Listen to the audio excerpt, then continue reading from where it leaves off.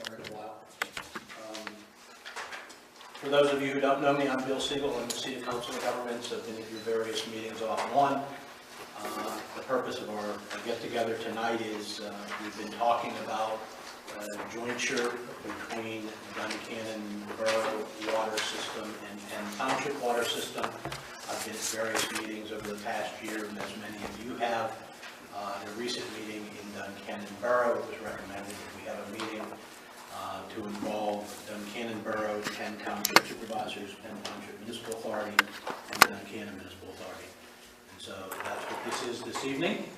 And the intention is to get all the facts on the table so that everybody can hear those. It's a fact-finding effort. It's an information gathering effort, and it's to facilitate the discussion of whether or not a water system interconnect is good for both of the communities. A couple of things to work through as we get started. First of all, this is a publicly advertised meeting. Hello, welcome, come in. This is a publicly advertised meeting for all of the entities, for Duncannon Borough, for Penn Township Supervisors, for the Penn Township Municipal Authority, for the Duncannon Municipal Authority. So we will provide for an opportunity for public comment, both at the beginning of the meeting and then again at the end of the meeting. But I would ask the public to refrain from engagement in the discussion, except for those times that are allotted, because it is important to allow for the discussion of the bodies that are represented this evening. In addition to the municipal entities, DCED did arrive. Thank you, folks. Thought you maybe had some traffic. We hadn't started a moment or two ago. As well as we have legal counsel here representing some of the communities. We have engineers representing some of the communities. And so it really is an effort to get all the folks together so that we can talk through and get the questions answered tonight. I have prepared an agenda. It is certainly an agenda subject for change. I wasn't even sure who all would be here. That makes it a little difficult to do an agenda. But the objective was to get some information on the table first and then open this up for the discussion we need to have. I do want to thank Penn Township for hosting the meeting this evening. I believe there's coffee and water and tea available. Please help yourself. And also, Kathy has volunteered from Duncannon to do minutes of the meeting. So we'll have minutes of the meeting after as well. And it'll be far better than if I were doing them, because I get engaged in conversation and an hour later realize I've taken no notes. Just as a few rules of order. I've been in a few of these settings where the conversation gets heated. I don't think it will in this particular event, but I have been there, so I just remind everyone we're here to seek compromise, agreement, and solutions. We're not looking for blame, we're looking for solution. And our purpose this evening is to serve the residents of Duncannon Borough and Penn Township. We're stewards of their facilities, and we're here to make the best decisions we can on behalf of the taxpayers and the residents. The first portion of the meeting is to get facts out and on the table. I think as you look at the agenda, you'll see that's the goal. The second portion of the meeting is the discussion and determination of direction. And I would hope that the last portion, or the third portion of the agenda, would be really establishing a timeline and deciding how we move this forward. I do want to open by stating that it is time to make a decision. One of the things that we'll talk about this evening, and I have on the overview, is the timeline related to the CDBG grant that is committed to Duncannon Borough. One of the pledges that I have made to Duncannon Borough on behalf of the Perry County Commissioners is the funds that have been obtained, that have been approved by the county and DCED for Duncannon Borough's water system improvements will not be jeopardized by this process. Given that, I believe we are at a point where we need to make a decision in the next several weeks, establish a timeline, and then move forward with either a combined project or a single project. Most of you, I think, did pick up. There are copies of the overview that I put together on the table. I don't know, did the folks from DCED get the, okay, good. The intention of the overview was to capture the history of these two projects from a funding point of view. And I'm not going to spend a lot of time on it, except that the first half is Penn Township Municipal Authority's project. That was a project that had been previously funded. We lost our low and moderate income benefit on that project, and the funds were surrendered to DCED to be reallocated to other projects, or to Perry County to be reallocated to other projects. So the $828,400 in revenues that's reflected for the Penn Township Municipal Authority project do not exist. They've been returned. However, there has been a continuous effort, conscientious effort on the part of DCED, cooperating with both Perry County and Seda-Cog, to work toward refunding those monies if we do a joint project. There is no guarantee. They can't commit that until there's an application, but I can tell you that the department has been extremely supportive of the joint project. In my opinion, I think we have a better than average chance of recovering the funds for the joint project. The second listing is Duncannon Borough. It calls out the project. Those funds are in HEAN. It's a total of $1,118,210. Those funds are committed by the county, they are approved by DCED, and they are in HEAN. A portion of that, roughly $170,000, that is local. So you have that in case we need to reference it during the meeting. Later in the meeting, if there are questions, we can address that in further detail. I also expect that the DCED representatives will likely have some additional information to provide in that area as well. So with that, I guess I would ask, starting to my left, if we'll all say our name and who we represent. We'll go right around the table and around the room and make sure we get everybody on board. Hi, my name is Randy Bailey. I'm with William F. Gill & Associates from Gettysburg. We represent the Penn Township Municipal Authority as their engineer. I'm Cece Novinger. I'm a member of Penn Township Municipal Authority. Elmer Knob, Penn Township Municipal Authority. Jim Coker, Penn Township Municipal Authority. Henry Holman, 3rd, Penn Township Municipal Authority. Joe Landis, Penn Township Board Supervisor. John Capuano, Mayor of Duncannon. Christy Allen, Duncannon Borough Council. Susan Long, Secretary for Penn Township Municipal Authority. My name's Bill Dissing, I'm solicitor for Duncannon. Craig Hayes for Duncannon Borough. Jeff Kirkhoff, Duncannon Borough and Duncannon Sewer Authority. Greg Rogalski with Benoni Associates. We represent Duncannon Borough as our engineer. My name is Kathy Bauer, and I am the Duncannon Borough Secretary. Just Darrell Crothwell, Duncannon Borough Council. Roger Williams, Borough Council and Sewer Authority. Frank Epley, Duncannon Council. Mark Morgan and fiscal consultant for Duncannon Borough. Chris Bergen, the Borough Manager, Duncannon. Bob Provost, Finance Director for Duncannon Borough. Don Enrico, DCED. Maria Kelly, DCED. Greg Chadley, DCED. Taxpayer, Jeff Lane, taxpayer. Okay. Debbie Rose, taxpayer. And you, Karen Reinhardt, Penn Township Municipal Authority. did we miss anybody? Brian Peters. That was quick. I'm hiding. Okay, thank you all. At this point, what I would like to do is, we did ask both engineers, Greg Rogalski and Randy Bailey, to talk ahead of time before this meeting and to take a look at, a very cursory look at, in fairness, the reality of enjoining the two systems and be prepared to give us at least a gut reaction to the reality of that. I know they have met. I did get a little bit of a briefing of that, but I'm not going to try to summarize that. I'm going to turn that over to one of the two gentlemen. If you want to do public comment first. Thank you. I don't do that part of this very often. Yes. Before we start, I would invite any public comments from any of the citizens.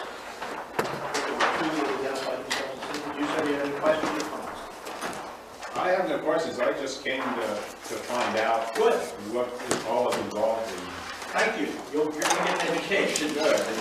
Just saying, I'm actually resident of Penn Township, and I live at the base of Sunshine Hill, Okay. and I can't describe the condition of our water. It's like mud.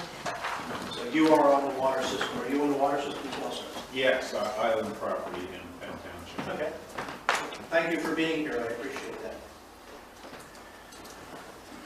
All right. As I mentioned, my name is Greg Gralski, I represent Duncannon Associates. We came on board with the borough about 4 years ago. One of the very, very first activities that we were tasked to do was to kind of take a conglomerated look at the borough's water system. Previous to our being the engineer in Duncannon, there were a number of studies done over a long period of time where identify needs for the system, and those needs are pretty extensive. And in that study, really Duncannon's system, there's a well that's out on the timberland that's out in Sherman's Creek. There's a reservoir about 500,000 gallons when it's totally full is out in that area. It's off the beaten path. You got to go back a very long road, dirt road to get there. Water's fed into town via transmission main. There's a second standpipe up on Carver's Hill, which actually is in Penn Township, and there's a well up there as well.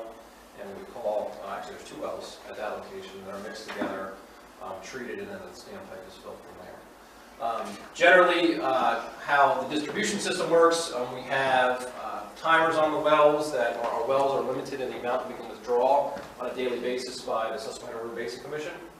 So we have timers on our wells that are triggered by the level in the tanks, or they stop pumping. If the level in the tank is not high enough, they will stop pumping at a designated amount of time after they start pumping. So we're limited in daily withdrawal in order to facilitate the needs of the borough. Average water usage in the borough is about 130,000 gallons per day, somewhere in that range. Obviously that fluctuates. So with the combined capacity of our storage, we have about 800,000 capacity. Recently, we've experienced a leak in our reservoir up on the hill, or on the mountain here. In the process, we have a bid package out to actually line that reservoir. There appears to be some cracking in the bottom of it.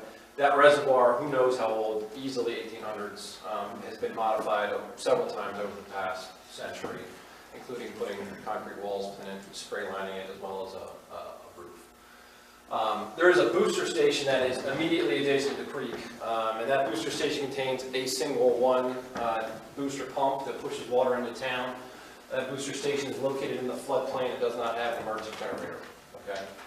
The system can't operate without that booster station running. However, the way that it's piped inside, it actually runs through the pump. It's not a very good arrangement in general. We do have a well that's located within our highway facilities garage. That is impacted by MTBE, which is a petroleum derivative, probably from a gas station in town at some point in time. So we're limited on the amount of water we can actually draw from that particular well.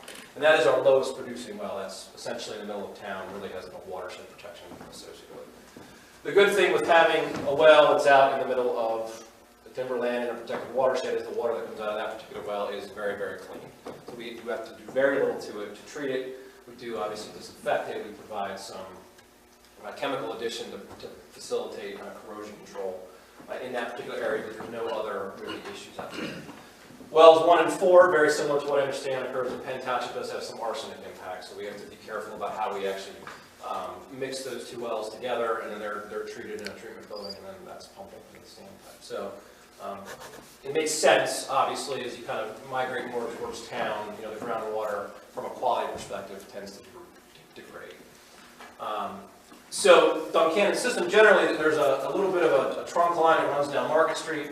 There's a line that runs down Chestnut Street, which is the core of the system. Water's fed out of the standpipe and then is fanned out into the borough. I have 3 dots here. The 2 red dots represent the closest points of connection, or I should say the closest termination of the current Penn Township system, accurate. In relationship to our system. One of the questions that came up at one of our borough council meetings is how close really are we? And the answer to that is we're about 400 feet away, okay? The problem is that really it's the end of our system that is closest to the end of Penn Township's system. So you got kind of the ends meeting, that the smallest pipes are the ones that are closest together. So that doesn't facilitate a very good connection in that particular location. That's our system in a nutshell, right? If you want to kind of go Yeah. over your piece of the puzzle. Yeah. Our system is the Sunshine, my name again is Randy Bailey, I'm with William F. Associates. This is the Sunshine Hills area in Penn Township, so our water system is pretty much inclusive of this area right here, okay? The blue dot that's represented there is the Penn Township Municipal Authority property that we're planning, that currently has the water system as we know it today. There's 2 wells on that property, wells 1 and 2. Well 1 is currently going to be abandoned as per requirements of DEP. So we're in the process of abandoning that well. We're just going to be down to 1 well. The well that we're currently permitted only produces about 65 gallons a minute. The system as we know it right now on average uses about 17,000 gallons per day up to maybe a maximum of 26,000 gallons per day. The distribution system as we know it is in a subsurface chamber. It's 2 buried hydropneumatic tanks. They're both about 1,500 gallons rated capacity. But with them being hydropneumatic, we really don't get that full volume as far as storage capacity. We maybe have about 2,000 gallons. So what we have here, we have wells 1 and 2. Well number 2 has iron and manganese parts. We don't have arsenic in that well, but there is history and documentation data that's available from adjoining properties that there are arsenic in their wells, but our well number 2 doesn't have any arsenic.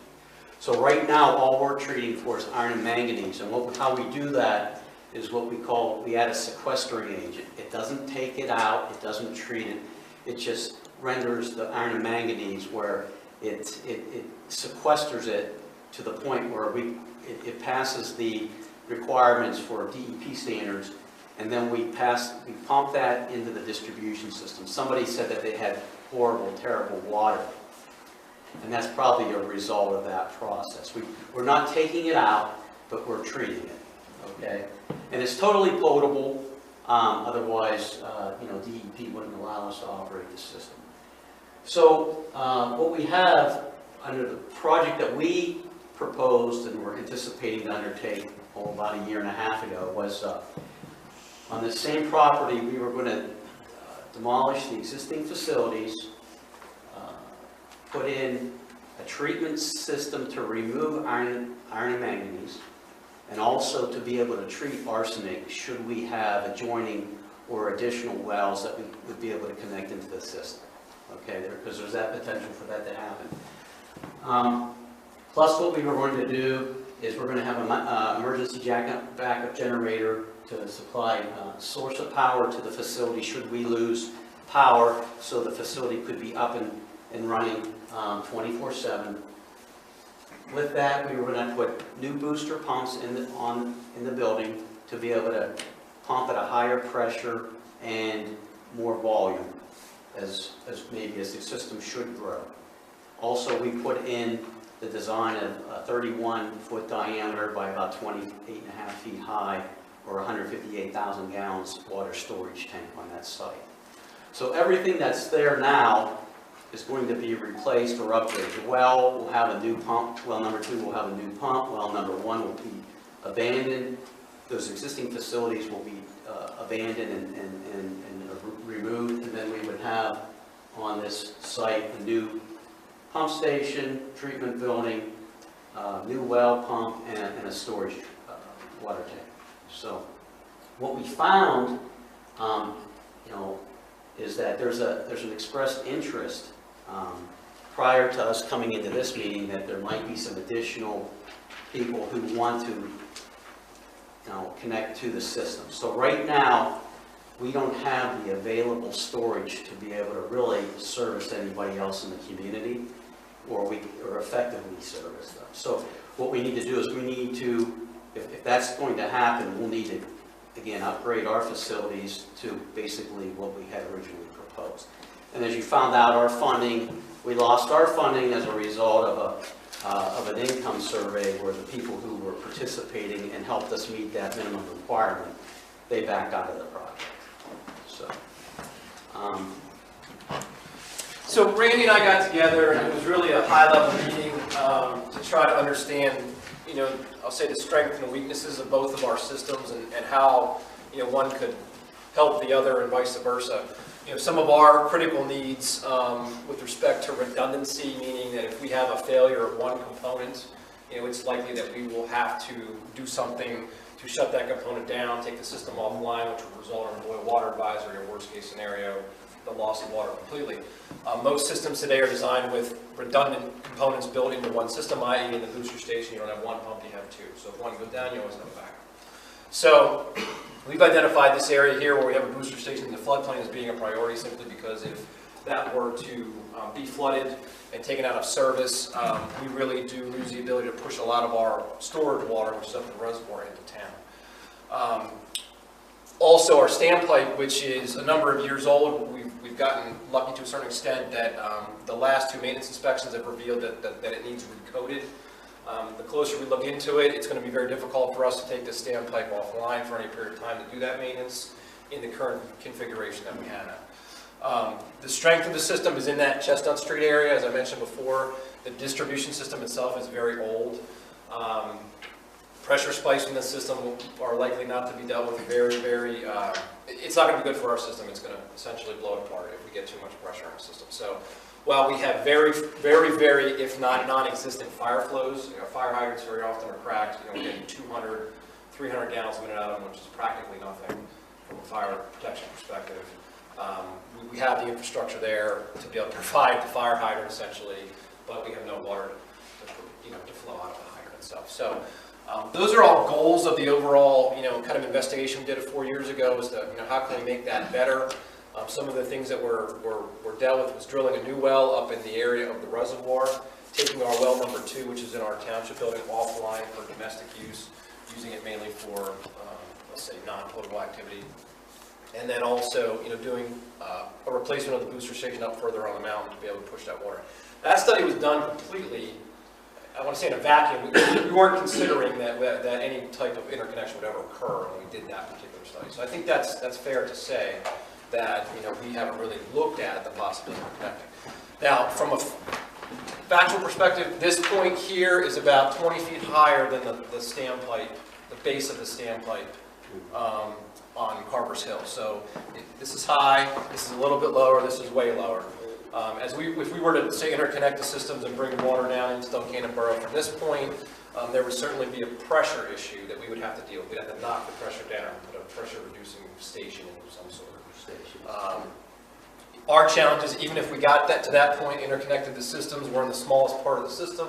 Essentially, that was a bottleneck for it to be of value on the Duncannon Borough side. We would need to find a way to be able to feed the system at its strongest point, and in a lot of ways, we would be reversing the flow of how it kind of flows today.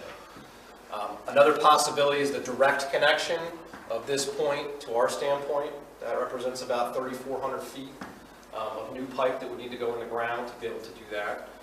That would, once again, I'm speaking on kind of on behalf of the borough, that would provide us with more storage at this particular location, but it wouldn't address our flow issues.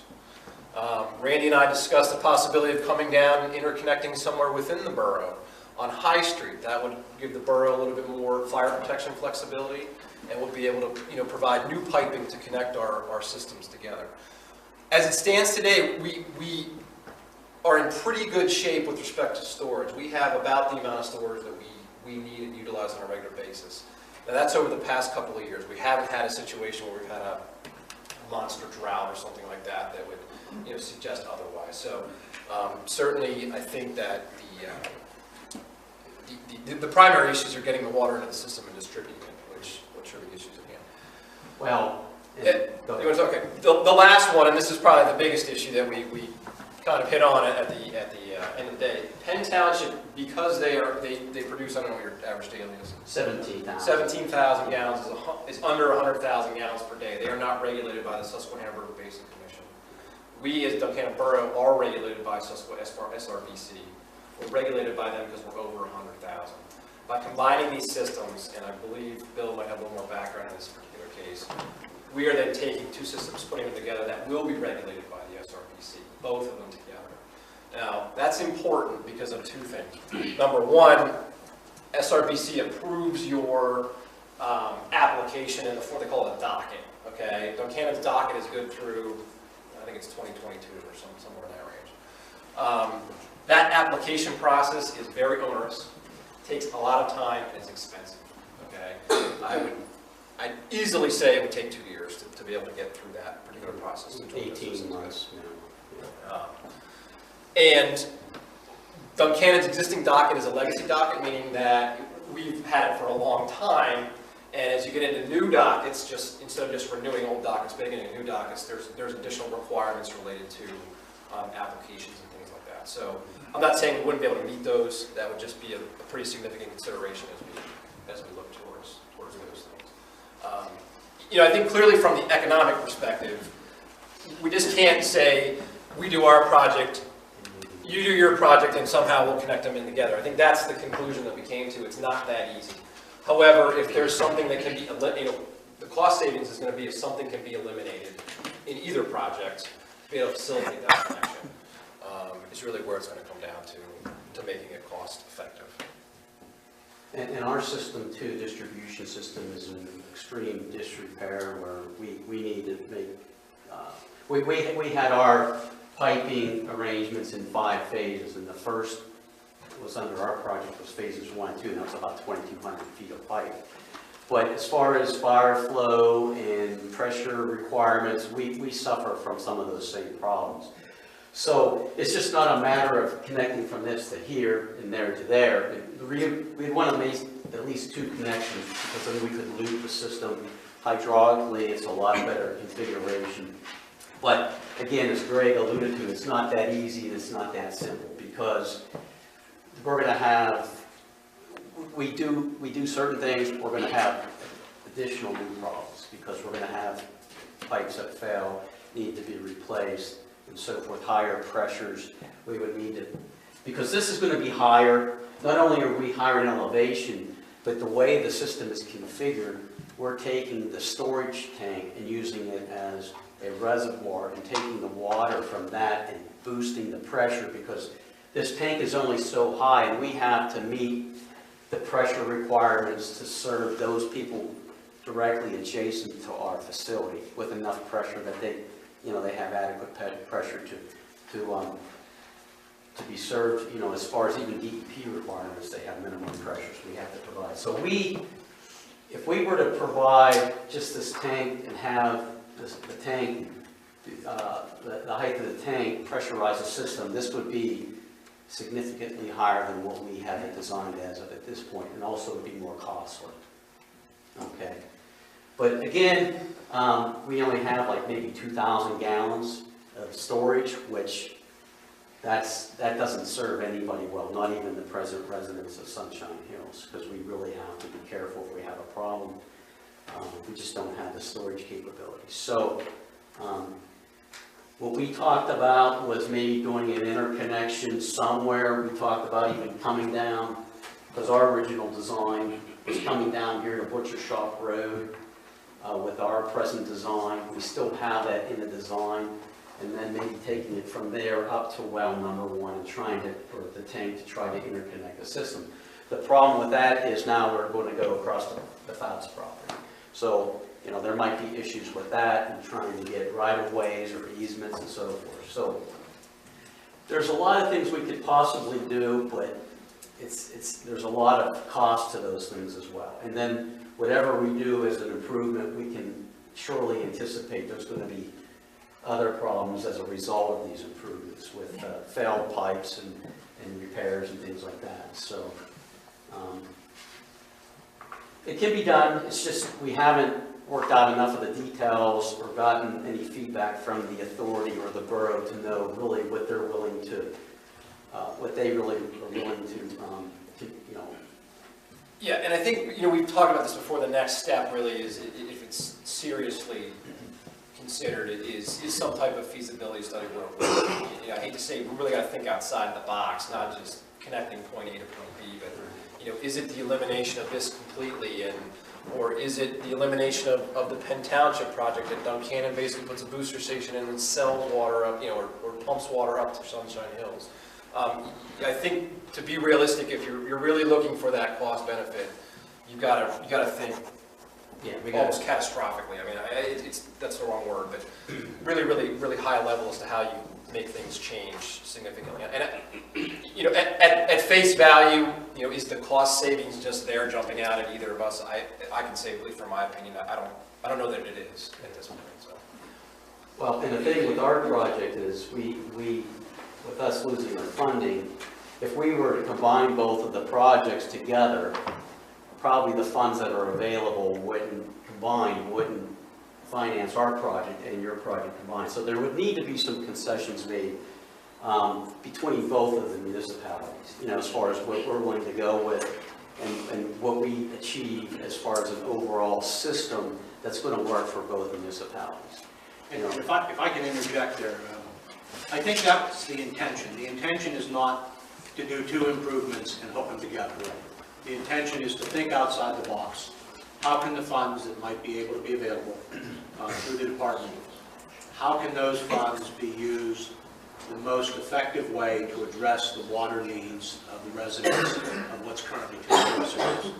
And, you know, Greg, your comment about maybe you upgrade the Duncannon system and you provide a pump station to serve Sunshine Hills. Maybe you look at the new storage in Sunshine Hills to serve Duncannon. That's where I think, that's where the savings are going to be found. I don't think that it's a great use of public funds to upgrade the two systems and then hook them together. Exactly. It really doesn't serve the community well, I don't think, as well. I don't think it serves as a good use of public funds even. With respect to the water line in Duncannon and the Main Street, can that be actually flowed backwards to provide water to the Duncannon system? Is that an 8 or a 12-inch line, or what is that? So I think we have it as a 6 that runs down Market Street. And one good thing about this line is that this is a ductile iron line. We haven't encountered it with several projects we've done. Of any line in the borough that I have a reasonable amount of, you know, success with, I think that would be that particular line. Can it be reverse flowed? It can. I think what the issue is when we start doing that, we're going to find other problems. You know, things that aren't used to being pressured one way, they're going to be pressured the opposite way, and we're going to find other problems. So you have to go into it with the expectation that we're going to start popping things off somewhere. And I would wonder about flows on a 6-inch line, because you were absolutely. You were talking about a 12-inch on Chestnut, right? Correct. So what the issue there is, of course, you know, that pipe, and this goes for all the piping within town, particularly with some, we know we have some cast iron. You know, cast iron kind of corrodes over time. It gets smaller and smaller on the inside. You know, we may not be able to generate those required fire flows that we want. The concept from fire protection, I'm an assistant fire chief down in Susquehanna Township, so I do have some idea of what's going on. You know, I think your best shot is if you get some kind of spine system down High Street and be able to get to those hydrants from any particular point within the borough. It's not that far away, you can get there. You know, so really, to the extent that if we try to interconnect things that go down to Market Street, I would be more in favor of trying to do something new on High Street as opposed to that. We would know a little bit more, we control our risk a little bit better, so, and provide added benefit on the fire protection side. At this point, I would open this for discussion amongst any questions on this particular design or on what they just presented from any of the members here tonight. What's the line size on High Street? Right now, it is a 6-inch. And it goes down to 4 down here. Just like right about here. Is it 4 to the end of town then there? Yeah, it looks like it. Yeah. I'm also reading off the map that's, you know, I don't think I understand. What's the largest size line you have in your system? 8. And it's located where? Like there's an 8 that runs down into town here, and then it basically extends to 6 somewhere like this area. So the whole town is kind of fed by 6-inch once it gets into town. And lower, but we even have hydrants. We discovered hydrants that are fed by 2-inch. Imagine that's the worker Booster house. And your hydrants are what size lines? So this was before my time, but there was a separate CDG project not too long ago, I want to say 5-6 years ago, where they replaced the hydrants and the stubs to the hydrants with 6-inch in it. You know, those are the stubs from the main of the hydrants are unsafe to run. So that's all. So you might have a 4-inch line or a 2-inch line serving the 6-inch stuff to a regular fire hydrant. And normal installations of, say you put a new system in, you would, what size of lines would you run in to satisfy all the fire hydrants? Minimum 8, and probably down High Street, you would look at something bigger. So 10 or 12. I mean, the cost, it's bizarre, but the cost savings sometimes between like 10 and 12 is actually nothing, because 12 is more prevalent. So, but we've turnover issues with the, you want to keep the water moving, you know what I mean? We don't want to have it stagnant sitting in the main, so we have to look at all that with respect to usage. You know, from a practical perspective, the usage isn't really that high. Our peak flows aren't that high, but that fire demand is significantly higher than what our normal peak flows would be. Greg, you're going to put in, you're going to fix a tank out there. You're also going to drill a well, right? The funding that's in place was to propose to drill a new well. So if we get a really high yield well, that may influence which way. Okay, and what we know, that's a good question. What we know about that is years ago there was a test well drilled up there. It was well number 6, they called it. It was right in this area here. For whatever reason, it was cased down about 60 feet. They didn't finish casing it. They just tested it and let it go. It tested well, almost in the 100-gallon minute range, so pretty decent well, but it was never finished. We had some people come in and look at it. It actually seemed to be more cost-effective, believe it or not, to drill a new well versus trying to fix the old one because it just wasn't installed as a permanent well. But there's the potential then that we would have, you know, 2 very good producing wells with clean water on the mountain that we could be able to. Would that be enough to serve Sunshine Hills plus proposed development beside it? I think with that case, if we could get our reservoir issue resolved, which I think we will with this liner to get it to full capacity, you'd have almost 900,000 gallons worth of water for 150 gallons a day usage. So that's a pretty good ratio, pretty good fire protection capability with that, and it would just be a matter of getting it up there, up to Sunshine Hills, which could be accomplished with some kind of booster station here to feed it the other way, if you will, pump it up. The good, there's goods and bads. You eliminate the ability, or eliminate the requirement to kind of have to do any treatment. Long-term costs for treatment are pretty expensive. So, from an operational perspective, it would probably be offset by having to deal with the booster station that would be required there. You're not going to get, you could, but you're probably not going to get great fire flows up there on Sunshine Hill, simply because you're pumping it up. Then at that point, you would get much better fire flows if you were just draining the tank that's above you. But could it right be now, done? Yeah. so right now that tank is 2,000 gallons. On Sunshine Hills. Yeah. The effective volume is about 2,000 gallons, give or take. So we probably need like maybe 20,000 for Sunshine Hills, and then the proposed development maybe 25,000, so there's 50-some thousand gallons. You could do that with a good well out there. Once again, I think the issue would be our docket for SRBC, and we talked about that. We'd be having to make sure we could get that out of the withdrawal. Now, it's great bureaucracy. Even if we took the same amount of water out of the ground today, but we just, in name, shook hands and combined the system, we'd have to go back and get it revised. And I do believe that will come with some heartburn and headache. That's just based on my opinion and experience. I think there may be more things that come out of that. So. Heartburn and headache, like 18 months worth of heartburn and headache? Them coming back and saying, hey, you have to do X, Y, Z, you have to monitor this more, you have to meter this, you can only do it, maybe we're letting you withdraw 8 hours a day from well number 2, but now we only want to let you do it 4 hours a day. So, we'd have to change the system around and not just say, okay, we're good to go. We might have to actually make modifications to the system to facilitate that stuff. And what they might do is they might add special conditions to your permit because they have basically, what is the Q710 requirements that are drought requirements. So being that these are out on Sherman's Creek, we would have to monitor the flows along Sherman's Creek and make sure that we're not having any negative impact. And if there is a correlation to some degree, they have the ability then to regulate you as far as when you can withdraw, how much you can withdraw, and how much has to pass by. We're in the process with some SRBC permits right now. The SRBC, just for information, it's a long drawn-out process. It's usually minimum 15 to 18 or more months to get through the process. The reason it takes so long is because they only meet 4 times a year. They meet once every quarter. And what it is it's a rotating venue in that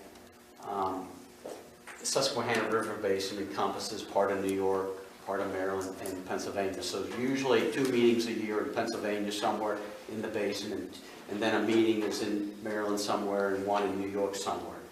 So what you have to do is you have to submit your application. Once you find out the requirements, you have to compile the information to develop your application, submit it, then it goes to be reviewed, and if you're lucky, you get on the docket.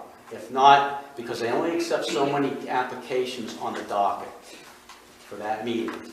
If you don't meet that docket, you're at the following meeting's docket, hopefully.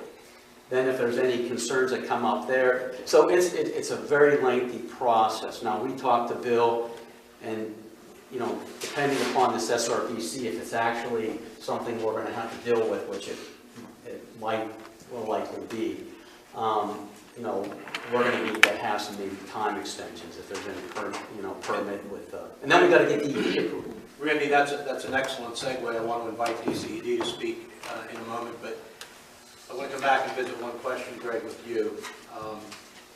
The Duncannon Borough project that already includes the well development and the booster station out in the Shermans Creek area, does that trigger SRBC as you see it today? No, because we're going to take our wells, we're going to pattern our existing wells to be able to pull that off and use the same amount of flow. SRBC is worried about the flow. Right. You know what I mean? So yeah. If Duncannon were to do its project and say, and we're going to stick in a booster pump to address Sunshine Hills, would that trigger SRBC, in your opinion? Well, yeah, because we'd be using a greater... Yeah, it depends on what your allocation is, and if you meet or exceed that allocation, then you're going to need a permit amendment. And We're riding, you know, kind of the upper level of what we have right now. So I would think the addition would, you know, it's all metered and stuff like that. Okay. Statistically, it would be over. With that, Can I ask one question? yes, sure. So the discussion about the booster possibly from High Street up to Sunshine Hills, that would be a borough project. Yes. So it wouldn't qualify for the other funding because it wouldn't be a separate project for Penn Township. Well, Is that correct? that's why I wanted to ask DCED to speak. Is there a segue? You just, there's a whole bunch of variables there that you just put on the table. One of the concerns we have is timeline, obviously. We have funds that are committed that have sunset dates. We also have the low and moderate income benefit concern, where we have to be able to demonstrate in order to use the CDBG funds that we are serving predominantly low and moderate income persons. So that is one of the challenges as well. So as we look at different service areas, you also look at different low and moderate income benefit based on the population of those service areas. So that's part of the issue. So with that, Donna, do you want to, I can't see her. Hello. Do you want to speak a little bit about, I had Dave listed because I thought he was going to be here this evening, but he's not here, so I'll put you on the fly. Well, I was put on the spot because Dave did not tell me he was going to speak. Surprise! Well, at any rate, the question would be schedule-wise in terms of the funds that are in hand for the Duncannon Borough project, as well as there's been discussion about clarifying the status of Penn Township and their eligibility to reapply, and then maybe talk a little bit about the low and moderate income benefit service area. Thank you. Well, the good thing is I'm very familiar with both of the projects. So with that being said, I'm not going to get up there and point out unless I need to about the low mod, but currently Duncannon Borough does have a $750,000 grant for upgrades of their water system. I can say that DCD is concerned because we are going into year 2, which is a full year 2 without much activity on this particular project. We want to keep the monies in Duncannon Borough. That obviously there's been a lot of press on how bad the system is and the needs of Duncannon Borough's system. So we have in all of our contracts a 3-year expenditure time frame, and I know that on the history or the sort of like summary, Bill has it on there that this project that we approved almost 2 years ago really should be completed May of 2018. And that's what we would expect. And that would be the drilling of the well, the booster station, any other improvements that were in that application. When I hear about what's going on, it concerns me that, you know, we meaning DCED and Seda-Cog staff had sat down probably about 6-8 months ago to talk about Penn Township, and is it feasible to have them pieced into this to make it a much better project, because we do understand that both systems have significant water needs for upgrades to their systems. DCED basically won't entertain an application unless we have a written signed agreement. That was part of the reason that Penn Township's first grant got taken away, is that there was to be an agreement with the Fouts departments, and that did not exist, and that's what really took that low mod benefit away from that. So we really would have to have some type of written agreement that the two, the municipal authority and the borough, are in agreement that they will join these systems. We would need to see a time frame for how those systems would, you know, actually go to construction and be done in a timely manner. You know, if that was going to be the end case here. So I think in that case, while these Susquehanna River Basin has a pretty, you know, stringent time frame and maybe some headaches in there, we might have a few hiccups with requiring that additional information to come in to consider the additional funding. And again, if the systems do join, we have to really go back out and look at who all benefits from the system. And because they are federal HUD dollars, all of, well, not all of our funds, but this type of particular project would require that at least 51% of the users, and we say residential users, we don't care about the commercial in this instance, but the residential users, at least 51% would have to be low and moderate income. Those guidelines, again, are set by HUD. One thing that I wasn't aware of that I heard here that maybe we need to think about, that if there's a proposed development out there, that has to come into play if those plans are approved right now. If it's just a thought, we don't need to worry about it, but if we have approved plans, we have to look at that development that is on the books as to how it would impact the low mod as well. So, you know, that's what we are. We're hoping, you know, we want to keep, as I said, the money here, this current grant. And so, you know, I guess questions of me. Just to add a couple things to Dawn's comment. It's interesting you picked up on that, because I have a big asterisk next to that additional service area. Question mark. When it was mentioned that there may be an additional service area that impacts potentially low and moderate income benefit. So Dawn is absolutely right on that point, and it's a critical point. We have already completed all of the survey work of the currently served areas if they were combined into one. That information the department has reviewed, and we do maintain our low and moderate income benefit that way. I don't know, I can't answer, if we were to try to treat the Sunshine Hills project as a standalone, if we would have low and moderate income benefit. If I had to guess right now, based on history, I would say we don't. And if we have a development that we're planning to provide water for in the future, and that development is an approved development, then we have to take a look at what that development might do to the project as well. So those are concerns we have to keep in mind. I think that's the other point I would just reiterate that Dawn made is a signed agreement between Duncannon and Penn for some kind of cooperative system. And I know when I talked to Randy and Greg, at one point we talked about just some kind of a temporary or emergency interconnect. And that really is not the intention that the department has. They really see this as a system, not just two systems with an emergency interconnect. So that would be something that I think is also an important point. Would you agree on it? Oh, I would agree. We really like to have our, well, we have to have our improvements be permanent improvements, not any type of emergency connects. And we also like to see, you know, I know that a lot of these bigger systems and older systems have a lot of work that needs to be done, but also thinking through that while we put $750,000 into, let's say, the Duncannon system now, what's the next steps to continue to get that system to be a more viable system?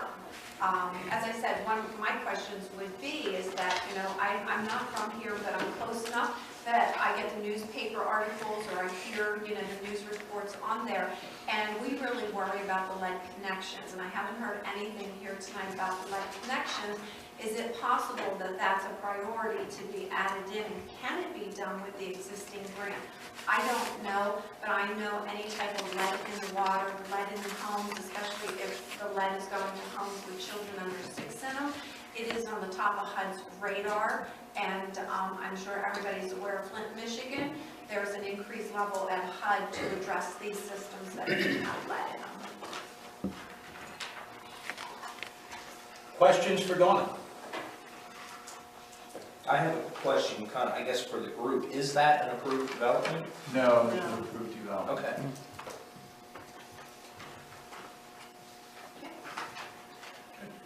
Thank you, Donna. Thank you, Dave. And I will say that when Donna says she's very familiar with those systems, we have spent a lot of hours at the table in DCED looking at these systems, so she is especially aware of them. They have been extremely helpful in trying to work this forward. That's a good lead into discussion of the type of interconnection, if an interconnection were to be done.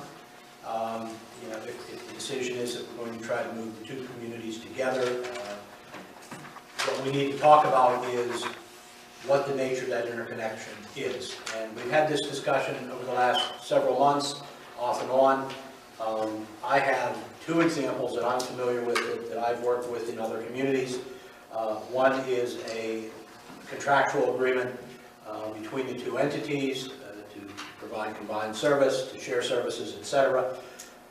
I believe you actually do that currently with regard to your sanitary sewer. So that's a model that you might be familiar with. The other model that I'm more familiar with than that is the formation of a joint authority. And that's done by resolution of the two municipalities to appoint an authority. Both of you currently have an authority. I'm really not versed in whether you can just rule it into that or whether you can merge those two. I would expect you could. I don't know the answer to that. But whatever we do, I think it's important to understand that it needs to be a permanent jointure of the system, that it needs to provide the benefits of the two systems operating together, and it needs to be legally binding. And as you heard Donna say, the department would be looking for that to consider additional funding as well. With that, I'll maybe turn this over to legal counsel and let them add anything they want to add that they can share. Okay. So that would likely be, if we were going in that direction, that would likely be one of the next steps.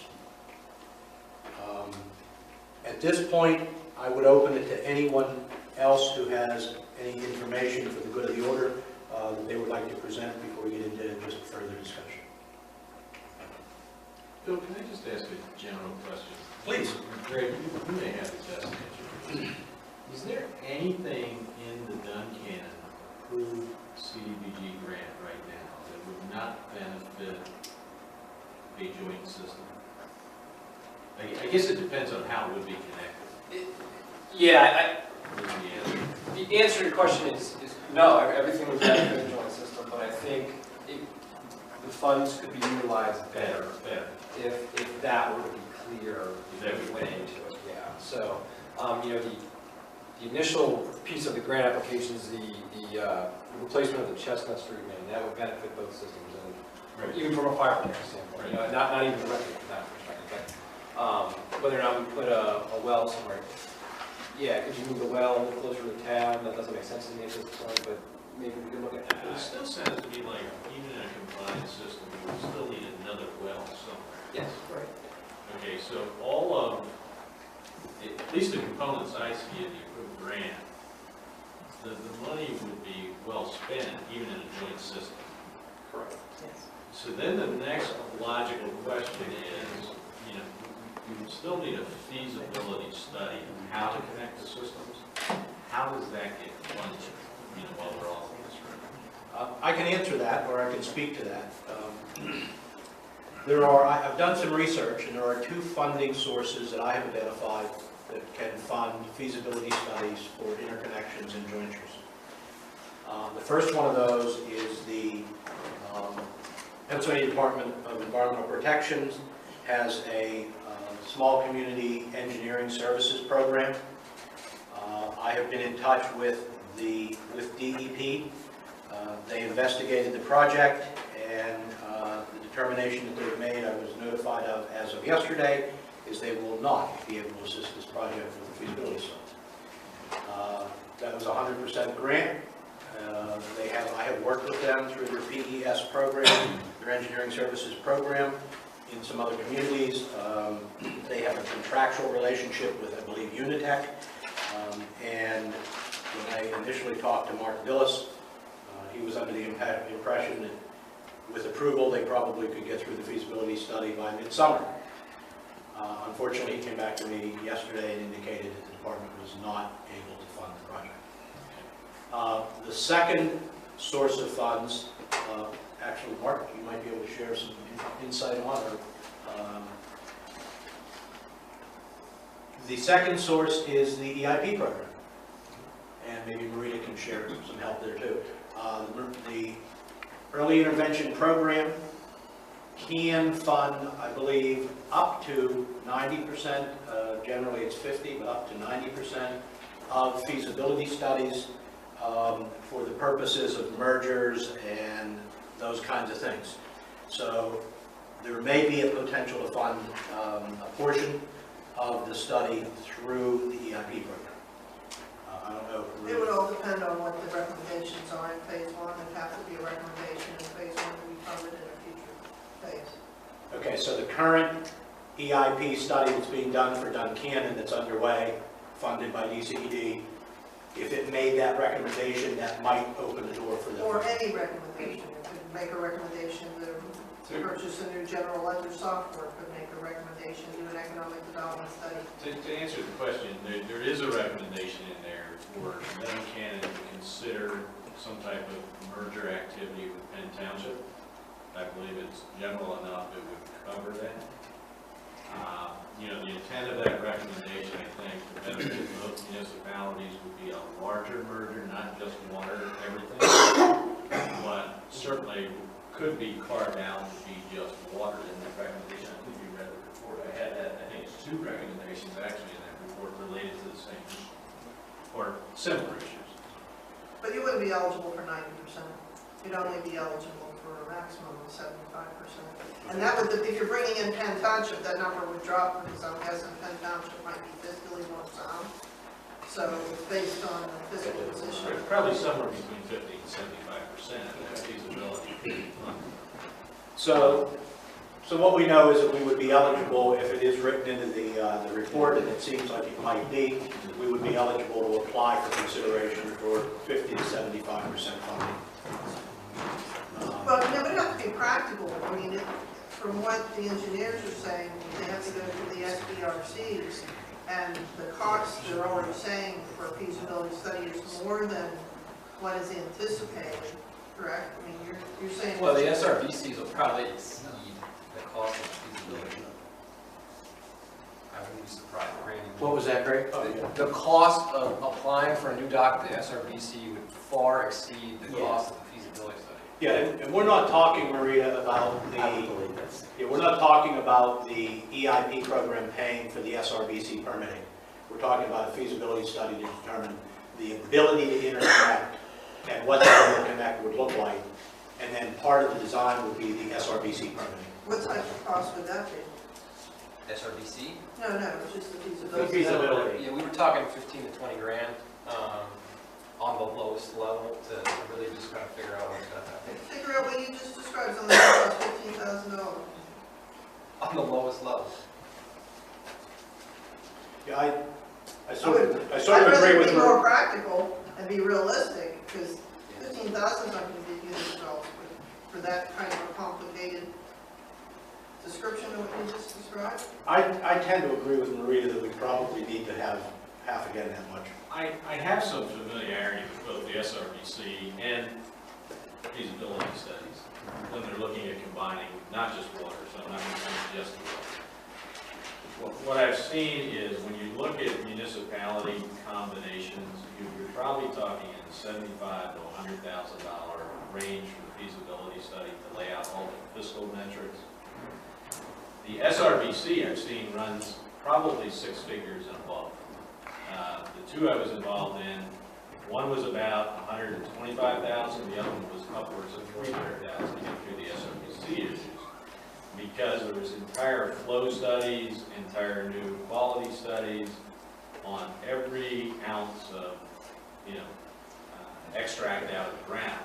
And all of the wells were re-permitted. All of them were re-permitted. And quite frankly, it ended up that they had to drill a new well to be able to take out of the ground what they were taking out of the ground because some of the wells were grandfathered for excess flows. I don't know what our specific circumstances are here. And they will make that determination. They will make it. We will not. And you won't know what. Yeah, we won't know what it is Until it's done. Right. They make it up. So then they come back with a tickler list that we have to then conform Right, to. so the feasibility study, you won't be able to complete the feasibility study without having answers from the SRBC. It's kind of a chicken and egg theory. Well, and DEP will not issue you a permit until you get SRBC approval. There's a mutual understanding, memo of mutual understanding between SRBC and DEP. DEP will not issue that permit until you get the SRBC approval. So not only do you have SRBC, but then you have, subsequent to that, to get DEP approval. It's really a 3-step process. It's a feasibility study, Yeah. and we've recently completed one in Middleburg Borough in Snyder County. Don is familiar with because we had to get a contract extension. But we did the feasibility study. We then made the submittals to SRBC after we did the well tests. We did the test well, ran the well test, submitted to SRBC, got the SRBC permit. That took nearly 2 years, and then got the DEP permit. That was the process. The numbers that Mark mentioned are higher than the numbers we experienced, but you're going into an unknown territory, both in terms of time and cost. So you're saying 2 years, but the construction is to be completed by next year? Unless we can receive an extension from DCED, but as it stands right now, the timelines on my summary are the timelines that are there. Is there a reason why we would not want to just go ahead with the boroughs project and then look at a subsequent feasibility study and, have the time to put this together and look for then another round of grant funding to extend however we find out would work for Sunshine Hills? Well, the goal this evening is to come to that conclusion or a different conclusion. Certainly some of the information presented suggests that the improvements proposed for Duncannon, although it might not be as efficient if it was all one immediately, the improvements proposed for Duncannon probably are not a waste of money if we ultimately end up serving Sunshine Hills as well.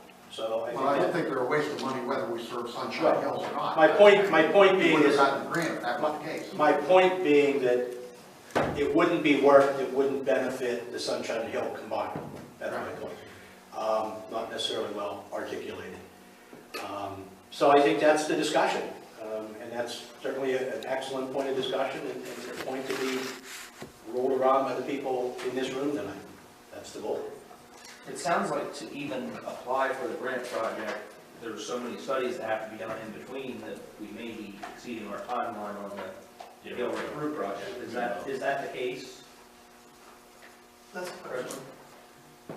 Well, I'm concerned about the timeframes I'm hearing. I'm not that professional engineer or, the permitting side, but, you know, we're 2 years into a grant that's supposed to have a project done by the end of year 3, which is going to be May of 2018. What I've heard, I can say, I don't think that the jointure or any of that would happen before then. And I have to look at the source of funding for this particular grant, because again, there's been some changes in the way we account for it, and while we may have been able to extend contracts before, that's not going to be likely in the future, so I want to make sure before that's on the table. I really, you know, as this gentleman said, we've already funded this project, and we know there's a need for it. And I think what I've heard, regardless of whether the jointure happens, it's still going to improve the Duncannon Borough system at this point. And would serve the Sunshine Hills, we've heard as well. Absolutely. I think realistically, from a schedule perspective, that, you know, if we have to be done by May 19th, 2018, Shovels have to be ready. We gotta go. Yeah. you know, we might even be behind, the 8 ball. Yeah. What's the first step? So, go to design, we can do anything. First step is the environmental review. There you go. I asked you the last meeting that you were at about that, where are we at with that? The environmental review was started. It was placed on hold because we had an archaeological question raised by the Pennsylvania Historical Museum Commission, which we have to gather data and respond to. When was that question? I don't know, I don't have the date, but that question was. Because when I first started last February, when I first started with the borough, I spoke, I don't know if it was your predecessor, Dan Green. I spoke with him about this whole, to get up to speed on this grant and what was going on with this project with the borough. And I was told then that the environmental and archaeological studies were being done. They were started, they were placed on hold when the two entities agreed to talk about a jointure, because we didn't want to spend the money doing an environmental review in an area that we might actually construct in a different location. I mean, I just wish we'd have been updated on that and kept abreast of, you know, that, you know, because now we're looking at this May of next year deadline, and that study that should have been completed this year. The study couldn't be completed until we knew the location, and we didn't know the location because there was discussion about a jointure project. Yeah, that was just discussion now, so you chose to stop it. We chose to stop it because both boards agreed to discuss a jointure. Okay. But our money was approved, so it could have continued if you had chosen to. No, because if you didn't do the project in that location, it was an ineligible cost and you would have had to repay it. So I wasn't going to expend funds that were approved for you to do environmental work that you might have to pay back. How quickly can this environmental review be done now? Typically, an environmental review takes 60 to 90 days, and the archaeology piece, I have to take a closer look at what that piece is, but what we need first is good mapping of the location of the wells and the sites and so forth and so on to provide greater detail to the Pennsylvania Historical Museum Commission. We then meet with them to look at what the potential impacts are, and then we address those impacts. So that's the first thing. Is it true that we would need the SRBC approval to be finalized before DCED would even consider the joint project? Well, first, no, I don't think it is. I thought I understood that. I think what has to be in place is a formal agreement, and I think in fairness to the department, a feasibility study that says, what is the project? Because they're under the same challenge that Seda-Cog was in terms of doing the environmental review. Until we know what is the project, we can't apply for funding or do an environmental review. So the first step really is the agreement, not the environmental review. If you're doing a joint system, the first step is the agreement. If Duncannon is going to move forward with this system alone, the first step is the environmental review. And then this environmental review could be the second step. If you're doing a joint project, Yes. I would say that the environmental review follows the feasibility study. We don't want to do an environmental review in this area and have the feasibility study say, let's drill a well here. So if you're doing a jointure, it's an agreement of the two entities. It's a feasibility study that defines the project. It's the environmental review. Then it's the procurement of engineering services. Design, bid, construct. And what I heard DCED say is that the 15-month deadline looming on on the funds approved for Duncannon is a pretty rigid deadline. And I would say that the jointure and the feasibility study and the jointure triggering SRBC negates the opportunity to utilize the Duncannon money.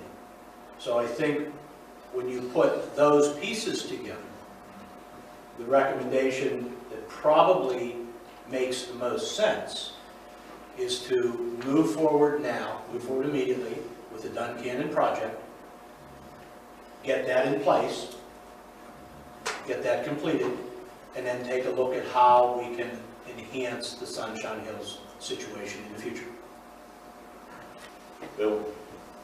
Excuse me. I think we talked a lot about timeframes and so on and so forth. Up there where the blue dot is, where our well is presently, there's 3 gentlemen that live on that hill. If that system blows up tomorrow, and it's likely that it could because of its age and the equipment that is in it, we're in a world of hurt, as are about 100 or so users. I don't know how that can be fixed readily. It sounds to me like we're talking months, if not decades. I'm sorry, but it is. I've been on this board a long time, and we've struggled with this. We've struggled with infrastructure, and it's a time bomb, folks. It is. And like I say, it could go tomorrow. I've been on that hill we built 40 some years ago. It was bad then, and it's worse now.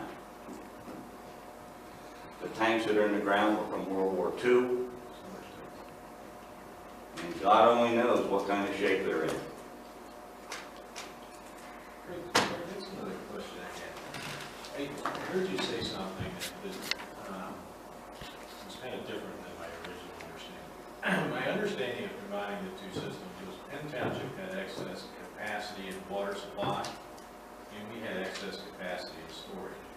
And I heard you make a comment that you believed our storage was adequate for what we need right now in Duncannon Borough. Is that true? Correct, yeah, the only storage issue that we've really identified with respect to quantity is the fact that our existing standpipe needs maintenance. Needs maintenance? Yeah, but we have enough water But stored. do we have excess storage capacity to help out Sunshine Hills right now in our current configuration? I would say yes, simply because the Sunshine Hills daily demand is far lower. Far lower. It's a fraction, it's 10% of what we push out. Right, but our current storage, does it have an ability for expansion for the planned new development as well? Or will our storage capacity have to be expanded as well? Their plan had a standby at this point here. Well, I'm trying to understand what the dynamics of the pieces are there. I'm trying to understand what we're trying to solve for Sunshine Hills and whether we have the capacity in our current system or whether we have to change our current system dramatically to do that, or are we just dealing with Sunshine Hills and adding capacity to deal there? I'm going to go out on a limb and say probably once we line the reservoir, get that up to full capacity, get the standpipe, coated and things like that. If you were just talking about the residents of Sunshine Hills, we could, I would think, serve them. Okay. You added 250 more units. So we need a booster station to get the water up. Just to get it there, yeah. Okay, once we get the water up, what are the other issues in Sunshine Hills that need to be solved? Infrastructure. Yeah. Yes. Underground infrastructure. Okay, got it. It's a mishmash of piping. And in that situation, we would have to have the SRBC approval to the docket. Yes. If we're adding As soon as additional we customers. combine it, absolutely. Okay, As soon as we okay, combine it. And the connection between the 2 systems. So that issue is going to take time. I mean, we know we're dealing with at least 18 months. That isn't going to solve the combination issue. Now, you could agree to move forward with looking at a combination, but it's not going to change the current Duncannon project. Correct. And I think the model, as we're looking to move forward with that, is whatever the agreement is that gets structured to move forward, you know, to help Sunshine Hills and or the next development, it's gonna flow out of the Duncannon system somehow back up to Sunshine Hills. So whether they become a customer of Duncannon Borough's system or whatever the joint agreement is to serve those, if that system needs that much repair and the standby storage there that they have is fairly limited, I mean, we're really talking about redoing a whole system, new whole system in that area, I think, is what I'm hearing. We've got the design. That's what our project To do the encompasses. whole system. Yeah. Don't forget, you folks already supply majority of Penn Township that joined your community already. Right. With a substantial amount of water. Right. Okay, this would be just a small addition to that. I do think the one way, if you were to sell bulk water and at a point, and we still didn't exceed the 130,000 gallon a day demand that we have on the docket, that might be the different scenario. Yeah, like more of a customer. That was going to be my question. So it was 2007, 2009 that Petersburg Commons was finally figured out, settled, whatever the situation was. And that's a bulk sale that their authority then resells to Petersburg Commons. So we have that now, but that likely pushed us very close to that 130,000. Yeah, I will say this too, you know, at least 4 years ago, we started doing the study, we had an immense amount of water loss due to leakage. That's been reasonably under control recently. Right. And would the new Chestnut Street water line also improve water loss situations? I'm sure it would. I'm not aware of specific issues on Chestnut Street, but Okay. It sounds like we have a separate sewer issue that's using unaccounted water, unmetered water. That's part of that. So, but somewhere we're gonna have to still have a low mod benefit by whatever's done in Sunshine Hills to qualify for CDBG. Because by itself, they're not going to qualify. Or an alternative source of funds. Or an alternate source of income. And my question is, if we put in that booster station, or we do just a bulk sale, that's not going to qualify under CDBG, that's the problem. I guess that's just a bulk sale of water. No. That's not going to qualify. Sale of water would not qualify. Upgrade to the system if it were predominantly low and moderate income could. If the flow of water came back to the borough, to benefit the Well, one people who are taking advantage of it. We could install a booster pump and we could install distribution lines in Sunshine Hills with CDBG funds if we have predominantly benefit to low and moderate income persons. But to do that, we have to pump the water up and let it flow back. No, not necessarily. You could put a booster pump and pump it up without a storage facility above. But then how does people above the booster pump, they're the only people served by that project. They don't qualify for one line. I don't know that. What I'm saying is if Sunshine Hills service area would be predominantly low and moderate income. But it's not. That's not the case. It isn't as of when? A year ago. Okay. Okay, well, we live here, and we're saying it doesn't. All right, fine. So then what we have to do is we have to look at an alternative source of funds to do that project. Right, but the whole issue of jointure, as we were sitting here discussing, to get the low line benefit and access to and we're saying that's not going to help Penn Township. Because if that's what we're trying to serve, unless we can take the flow of water through Sunshine Hills down to Duncannon, at the Lowmont resident, we have to configure the system that way. Well, the answer to what we're talking about isn't going to qualify. It appears the cost of the system is higher. No, I was listening, and I always say I'm not the engineer, I'm the lay person, and I get on the phone and I talk a lot to the engineer, because we do try to explain to them, whatever we do on the system, if it is a system-wide improvement, we can take into consideration everybody who's going to benefit that. But if we make an improvement that does just benefit a certain area, we have to be concerned about that. So it is all in the design, and I was watching closely as you had said, taking that one connection on the top over and things of that nature. But that really has to end up with that design to make sure that we are benefiting the low and high. Let me roll out a proposal, because I think there's a consensus building, and and I think I'm going to try to verbalize it so that we can move forward.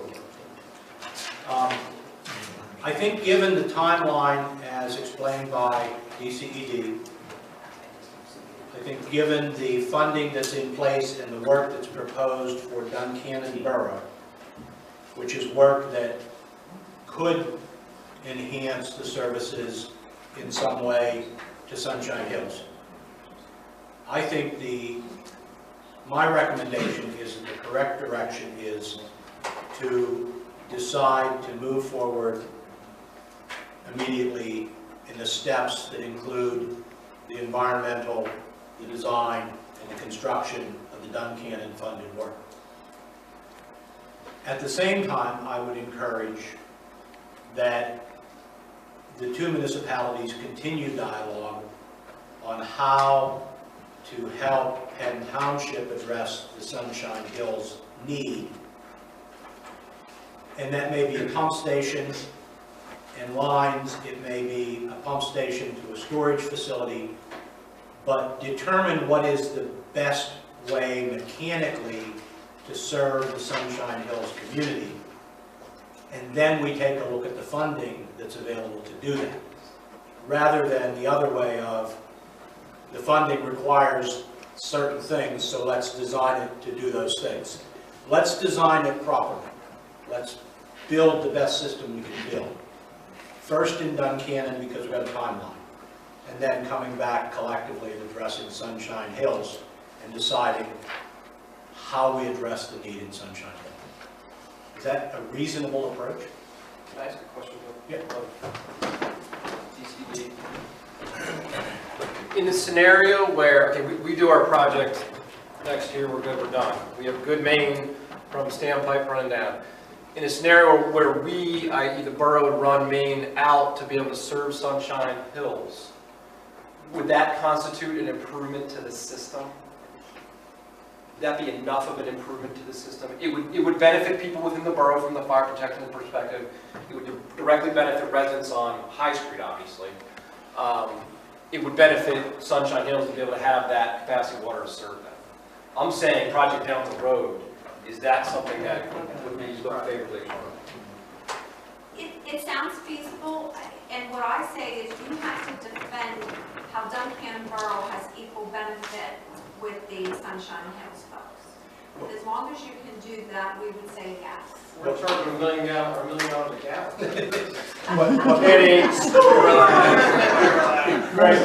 What we would have to do, Greg, is we would have to show that the line through Duncannon Borough.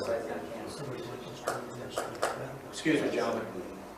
What we would have to do, Greg, to answer that project is we would have to show that the line through Duncannon Borough and then the line serving Sunshine Hill served collectively a group of people that were low and moderate income. So my question to you would be, how does that line in Duncannon benefit the residents along that line or in Duncannon? I think I could argue in a court of law that from Chestnut Street to the right, that it would benefit those immensely. So now, I think I might have a little more problem. So with that position, with your support as the engineer, then the case we would make to DCED is that from Chestnut Street to the right of that map, you are serving that entire portion of Duncannon Borough and Sunshine Hills. That would be the argument we would make. You would do this income survey work, and if you had predominantly low and moderate income, it would qualify and be eligible to compete for CDBG funding. And I would suggest that that be a Perry County application for the Perry County Entitlement Program this coming year, and we'll look into it. But wasn't that survey already done? That survey was not done. While we have surveyed this community half a dozen times every way to the middle.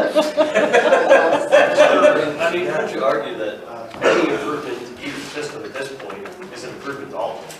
Well, no, you really can't. I mean, they're both losing water, like we're spitting water out of different places. I just wondered if that's an argument. No, we would have to show DCED that we have predominant, that the people benefiting from this improvement, no one to the left of Chestnut would be benefiting from that improvement. But the people to the right of Chestnut would be. And we would have to show based on that. and we would ask the county to fund that, we would help you do the survey work again in that portion of the community. And that's the way we would approach it. And that's how we do projects all the time. Could I argue that anybody within 1,000 feet of that brand new fire hydrant benefits from it? It's a solid question. No, the department won't accept it.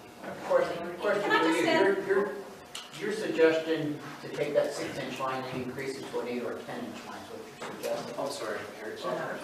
The line going down High Street, Yes, you suggested improving that from a 6-inch line up to an 8 or 10. I would probably want 10. That's what I kind of figured. And then that would definitely increase all the flows. And if I'm not mistaken, at the present moment, our Petersburg Commons, when there is flushing going on in Duncannon, is impacted by low water flows and everything else. So that whole upper end, including Petersburg Commons, which is part of us, which I'm pretty sure would qualify under surveys, okay, as low income, would be, I think the longer you go, the more you'll find that the survey would definitely be within those parameters to qualify. And I think that's one of the approaches. I think we take a look at, as Greg suggested, a project that upgrades the main line that serves Sunshine Hills and Petersburg Commons and so forth. And we look at that survey area and see if we can determine low and moderate income. But you're saying low mod from Chestnut north, right? Yes, yes. But Donna had a question though. I was just going to say is that when we look at it, you know, we look at the project benefit on a daily basis. So when you say, yeah, there's increased fire protection, you know, that's when a fire is, which isn't the daily use. So while it's okay in the application, that's not really what we look at. It's that daily use. I would also like ask again, because there's a lot that was thrown out here for my brain tonight, but even if you do that second piece, are you now again joining authorities or a joint authority where you have to go through the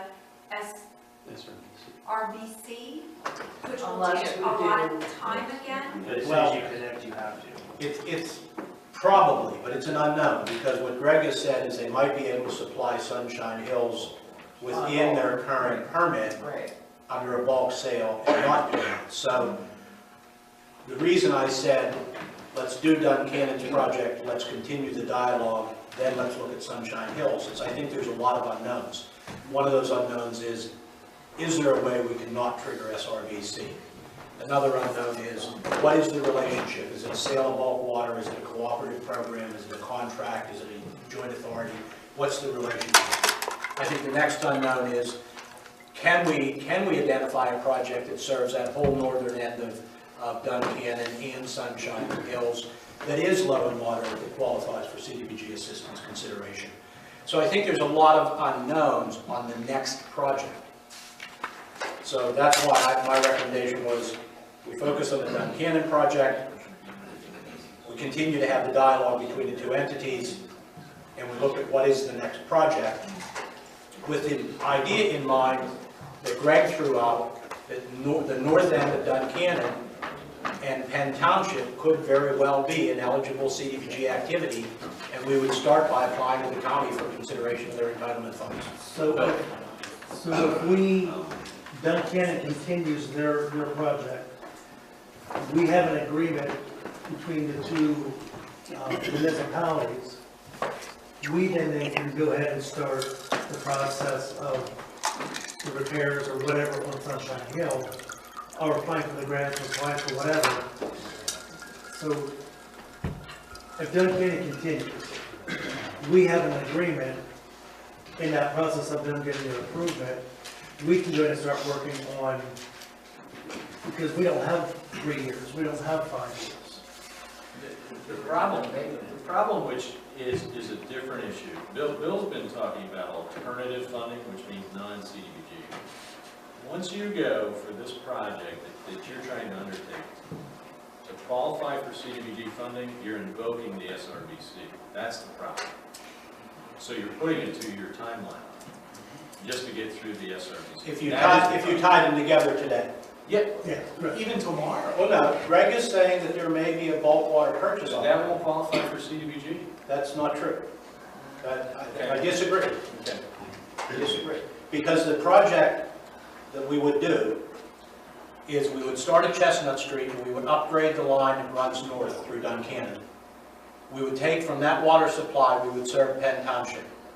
We would then look at that entire service area. We would look at that entire service area, the north end of Duncannon and Penn Township. We would then do a survey of that service area, and if we had a 51% or greater low and moderate income, we would be eligible to apply for CDBG funds. That would apply for that project. But when they go and do just the Sunshine Hills infrastructure project, and that water doesn't flow back to Duncannon Borough, it's no longer CDBG. No, not true. I'm not. Shauna just said that. I heard that in 3 different meetings. It won't qualify. How does that benefit the local people in Duncannon? He's saying the main. I'm saying the main that runs.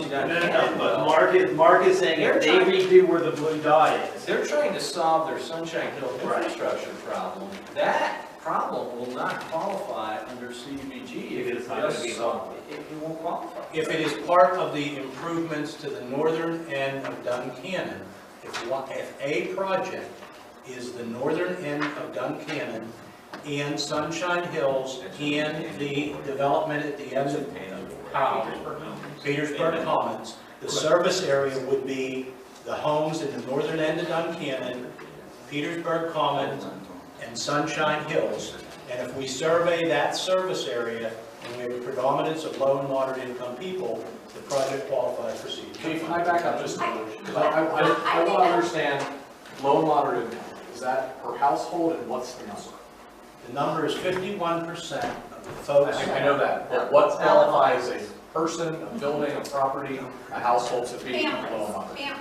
You must look at family income, and the number ranges based on the size of the family, and a family of 4, I can't quote it off the top of my head, but is in the range of 38 to 40,000. Is it the TANF guidelines?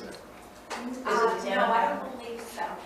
They're called the Section 8 income guidelines on the HUD website. Anyone can go and get those out there.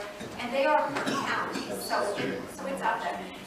And from what I've heard, I don't know that we're going to solve this problem right now, or who's going to benefit from what. Because I think it's really going to take the engineers who have heard a lot here as well to kind of like figure out what this other piece is. And I would agree that any main throwing water up to that northern end, and if we have a low mod area, that certainly would qualify for CDBG. How you tie doing the infrastructure of those service lines in Sunshine Hills to that particular project, that we would need to talk about how that now benefits the folks on the lower end, because it's right, because someone would come in there and look at that, well, you changed all of these service lines up here, this doesn't appear to be a low mod. I'm not saying it can't be done, all I'm saying is I think we need to look at that very closely with the engineers when there's a decision that yes, that wants to be done.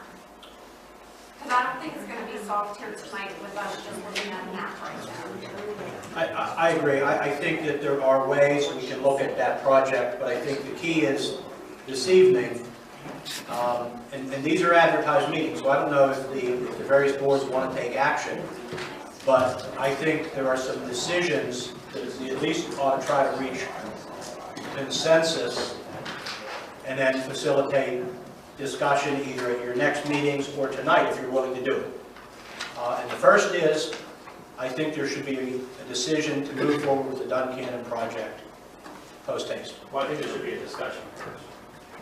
I agree with you, but I think there should be, I think if we're going to be here to have two sides talk, I think there should be at least be a conversation before. That would be an action of Duncannon Borough Council as a function of this meeting. If that's what we chose. If that's what we chose. So it would require a motion and a second. Right. So the question would be, is Duncannon Borough going to take that action and discussion tonight, or would you rather take that back to your meeting?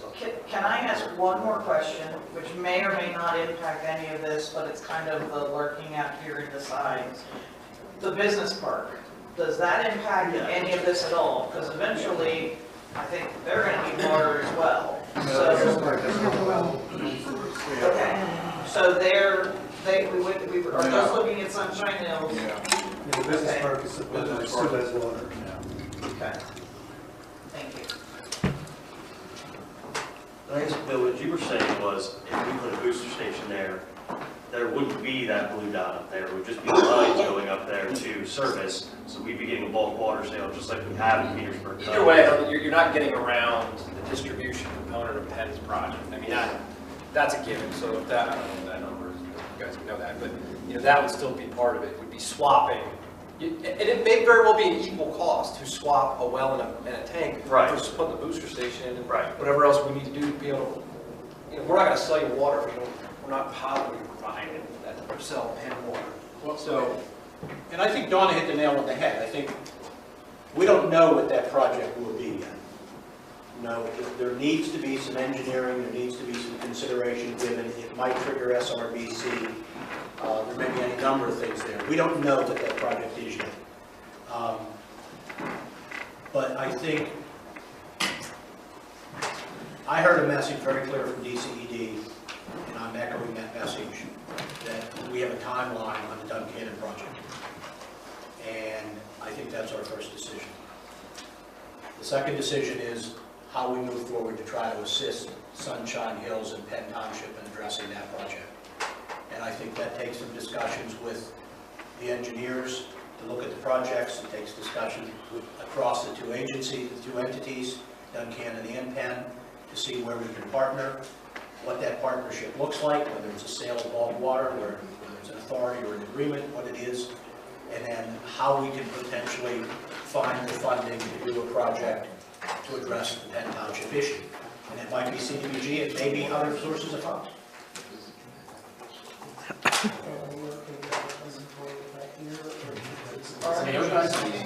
And certainly take a roll call, make sure everybody's here, make sure we got a quorum, open the meeting and take public comments, and then proceed if you wish.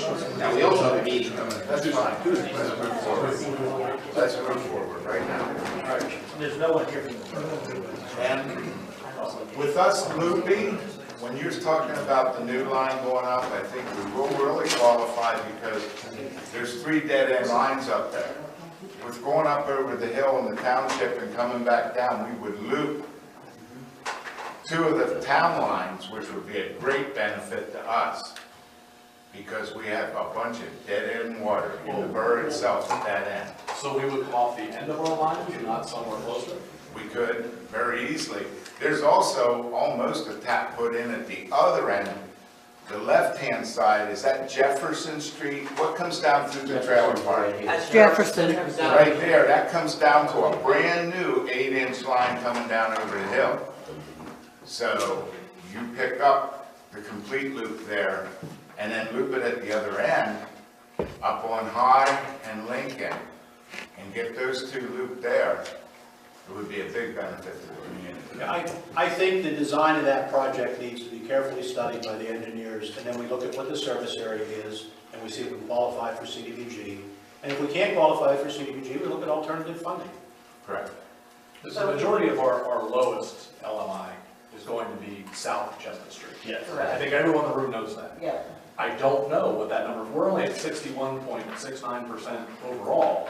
When you take out south of Chestnut Street, I don't know. I truly don't know.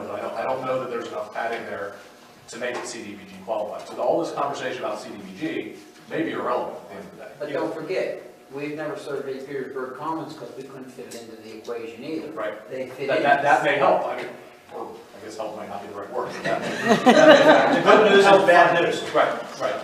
You are at 65% currently based on survey. That or 61, that's their 61%. Oh, percent at the time. That's the mistake. But it's still, it's only 15.8 or 14.8%. Yeah, you could lose it very easily. There's ways. To not around that, to make the project benefit more people. Around it. Those are the ones. I was gonna say, yeah, we don't know that. Around to benefit more people. So my understanding is for the joint project that we're anticipating doing, we would move forward creating a dual entity and applying to Gary County for the feasibility funding. No. We've done this before. We applied for it with the sewer. We did part of Market Street underneath the combination grant. It went very, very well. Very well. It worked out. It was an improvement for both communities and it was a benefit. And I think the water system would fall very similar underneath that same pretense. Am I correct? Well, I think what you do, we get the Duncannon question behind us and the project moving forward. And then I think what you do is you continue to talk, the two communities continue to talk, and you decide what the relationship is you want to establish to serve the Penn Township areas we've been talking about. You might decide that the best way to do that is to just bulk purchase water. And that's a contractual agreement to sell water, they agree to buy, and that you assess how that affects the Susquehanna River Basin Commission issues, and you affect how that impacts the storage needs and capacity needs of Duncannon, and you make that decision. It's a contractual agreement. Another way you can do that is you can decide you want to form a joint authority. And I'm not sure the way we're talking about this, that that's necessarily the best way to go. But bottom line is, you continue the dialogue and make a decision between the two communities. What's the best way of getting water to Penn Township? And then once you make that decision, then we go to the next level of discussion with the engineers of what's the best way to do that mechanically? How do you build something to do that? And who does that serve? And then once we know that, then we say, okay, that serves this area, this is the reason it serves this area. DCED, do you agree with this rationale? Okay, given that, we will do a survey. Or, okay, given that you don't agree, we'll look for other funding. CDBG is not the only source. It's one that we're very familiar with. It's one that's accessible through the county. So I see probably Penn Township being the applicant down the road for CDBG funds or other funds to make improvements in Penn Township if it's a contractual relationship when they're going to buy water. They're going to upgrade a system they own and they're going to buy water and flow it through. If you decide it's a joint authority and you're going to take over those responsibilities with a joint authority, then that authority would be the applicant. But I think that's unwritten as we stand tonight. That's all to be determined in the communities. I think there's desire on the part of our council here to get some finality. So what we'd like to do now is simply call the borough council itself, independent of the joint meeting. So we're asked to take a roll call. Who's present? All right. Mr. Nace? Here. Mr. Kirkhoff? Here. Ms. Young? Here. Mr. Kaufman? Here. Mr. Williams? Here. Mr. Epley? Here. Mr. Adams? Not here. Mayor Warren? Here. Okay, we have a quorum. This meeting has been advertised. Is there a motion which? Put a motion on the floor for the Duncannon to go ahead and move forward with their project as of tonight. Second. I'll at this time ask if there's any public comment in regard to this motion, this action. For the record indicate there is not. Is there discussion among the council members?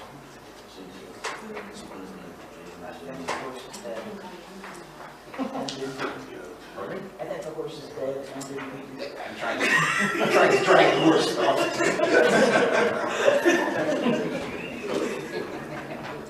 Let's do a roll call vote. Sorry, Motion by Mr. Williams, second by Mr. Kaufman, to move forward with the borough water project as previously approved by DC. Mr. Nace? Yes. Mr. Kirkhoff? Yes. Ms. Young? Yes. Mr. Kaufman? Yes. Mr. Williams? Yes. Mr. Epley? Monday. Sounds like Mr. Morris is at his interview. Any other business for the borough The council? two haven't responded back Have a yet. motion to adjourn. Okay. Very good. Are you a motion? He is, I second. Okay. Motion by Mr. Epley, second by Mr. Williams. Any further discussion? All those in favor, consent by saying aye. Aye. Any opposed? Motion carries. Thank you. We will start on the next phases of the environmental and begin the open communication with your engineer and the project owner. Is there further discussion this evening on the subject we've assembled for? Questions or further discussion? Yes, we're going to have a JOAC meeting tomorrow night. If anybody wishes to discuss this a little further, we may be able to proceed at that time. How's that? It's at Duncannon Borough. 6:30. Is there any public comment? I have questions. Well, you've been very patient, so go ahead. Well, maybe be quiet. You said about the Pennsylvania historical, the archaeological questions. Yes. Was that with regards to the new pumping station site? I don't know the answer to that. I do not do the environmental review personally. A member of my staff does that review.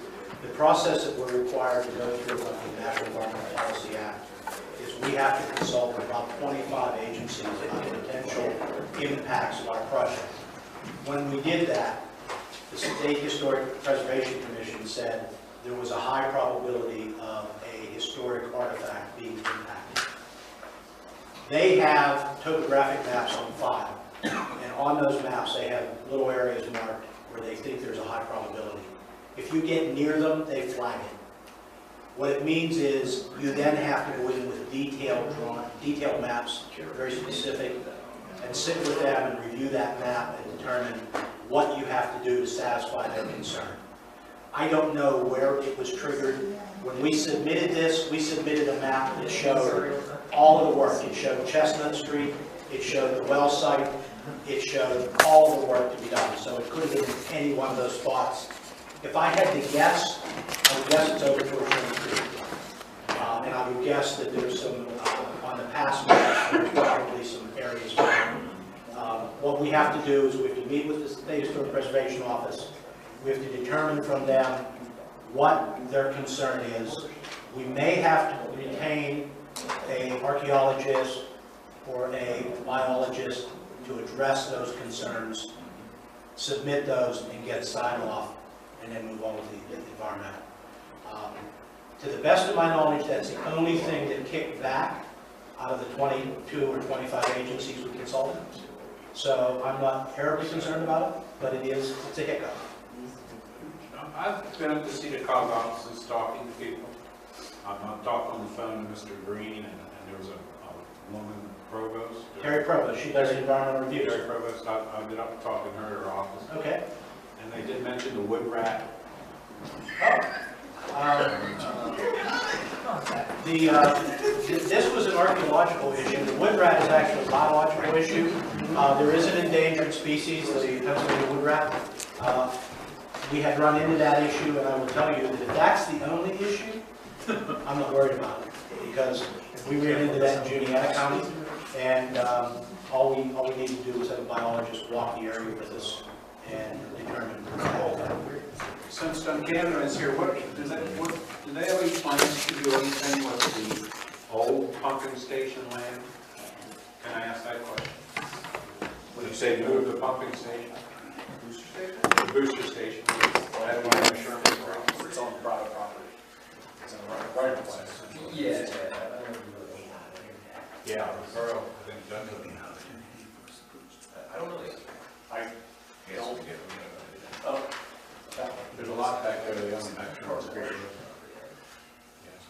It's right next to the house. Yes, it is right next to the house, yes. It's not mine. It's right next to the house. It's on the north side of the creek, correct? Yeah, it's on this side. On the north side, we don't live much. That's what I'm saying, I didn't think. We're on the tail end, we're on the tail end of the building, so I didn't think we crossed it, I thought we crossed it right into where it was. where the building is sitting. Then it hits, well, it used to be public property. And this, and so. I thought that was even driving.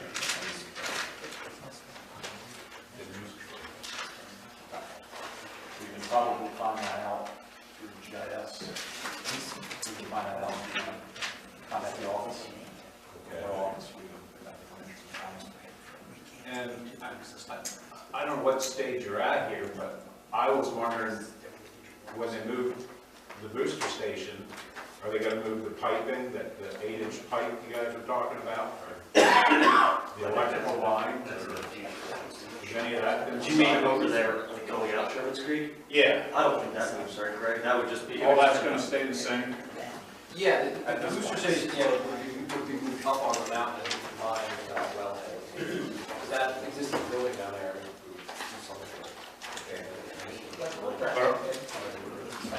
Yeah, well, yeah, but.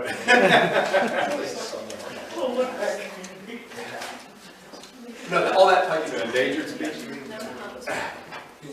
What? The piping, the current piping. Piping. It's all, yeah, that's all. That's all gonna stay the same.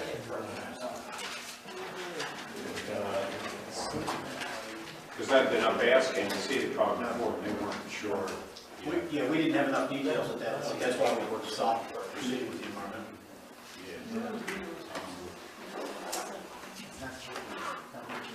And I guess there are gonna be water interruptions when they do this project.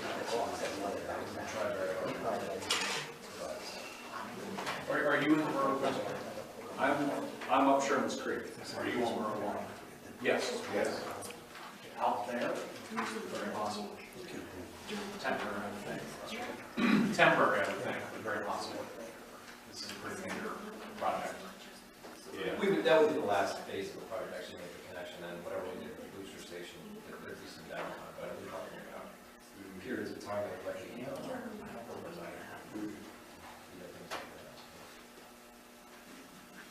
Can't say no, but I'm thinking it's a month and a half. Yeah, okay. I think that's it, other than I'm concerned about blockage on Sherman's Creek Road, access to that road at times during the project.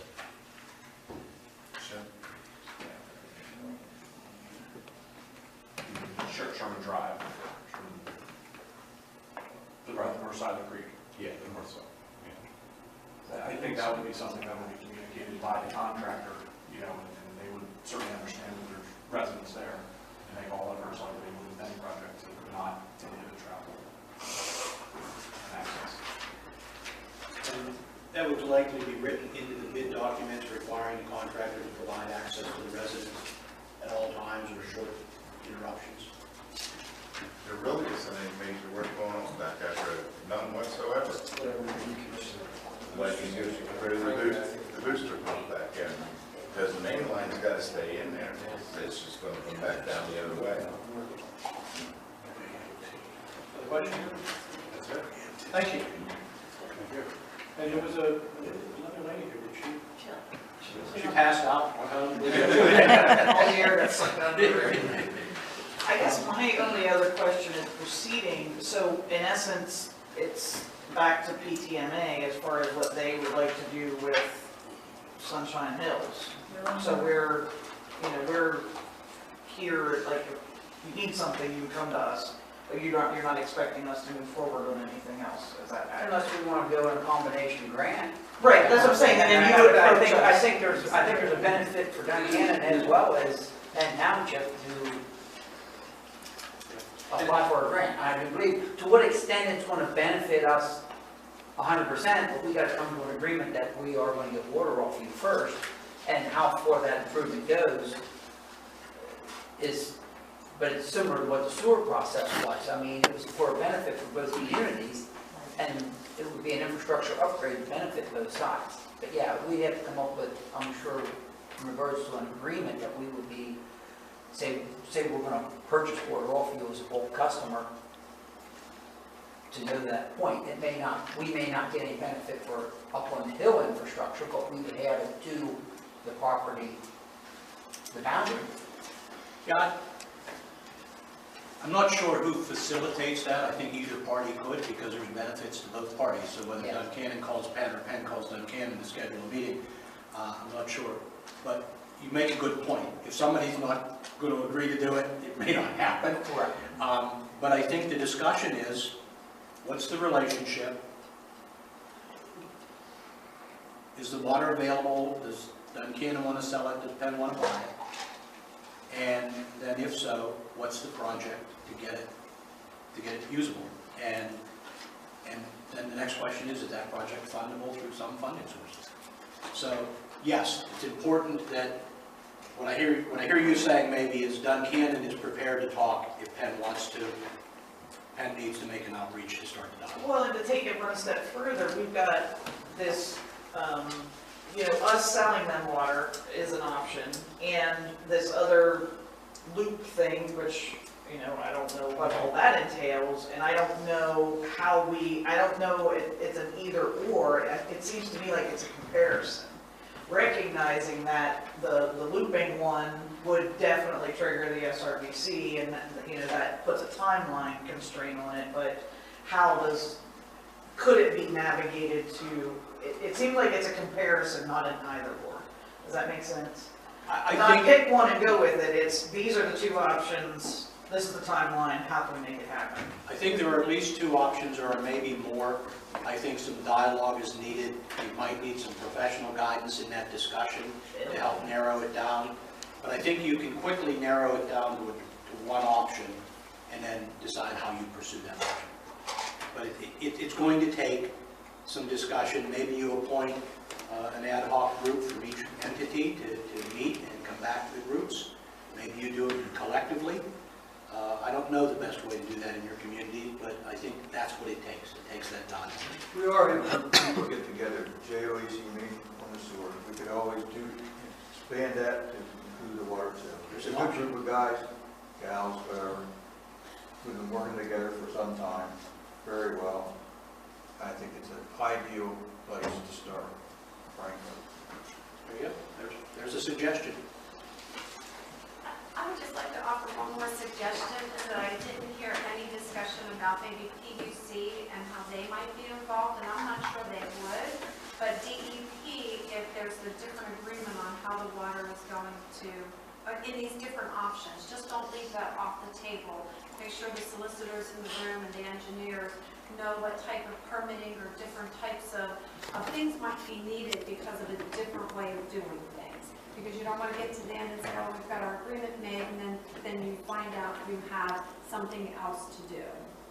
So I just encourage everybody to remember to bring them into play as well. Oh, they're not allowed in our sandbox.